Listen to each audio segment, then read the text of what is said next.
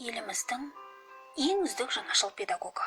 Оқушыларына құнды білім, құнарлы тәрбие бере білген, адами болмысымен, даладай кең мінезімен, әр шәкіртінің жүрегінің төрінен орын алған Қанипа Омарғалиқызы қазақ педагогикасының шын падишасы, нағыз ұлт ұстазы. Саналы ғұмырында бақытын бала махаббаты мен оқушы сүйіспеншілігінен тапқан ұстаз, әдебиетті өнер, тәрбие сабағы, ең алдымен ой сабағы, ойлану сабағы деп бағалады.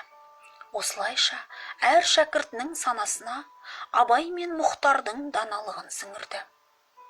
Әдебиетті оқытудың сара жолын салған жаңашыл педагогтың озық технологиясын оқу үдерісіне енгізу мақсатында Құмаш Нұрғалиев атындағы гимназияда 2016 жылы зертхана филиалы ашылды. Ой тастау, ойланту, ойлау технологиясы негізінде бірнеше ашық сабақтар мен әдістемелік жұмыстар жүргізілді. Мектеп мұғалімдері Қанипа Омарғалиқызы атындағы конференцияларға қатысып, оқушыларымыз білім сайыстарында жүлдегер атанды. Ұстаз таразысы шәкірт білімі мен тәрбиесі деп білген дана ұстаздың дара болмысын шәкірттерінің жүрегінен шыққан риясыз лебіздерінен анық байқауға болады. Ұстаз анасына деген жан азасын жыр жолдарымен жеткізген Оралхан Айбек есімді ақын шәкіртінің мына бір өлең жолдары жүрек тебірентпей қоймайды.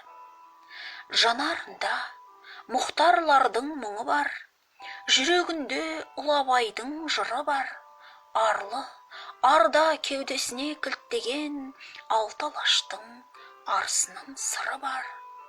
Қара жердей кең пішілген мінездім, мәңгі өлмейді деуші едіңіз ұлылар, мәңгілікке айналдыңыз міненді, ұлылардан кем түспейтін құны бар. Қайран менің, айнам менің хан апам, енді жаным кімге барып жылынар, кімге жолым бұрылар.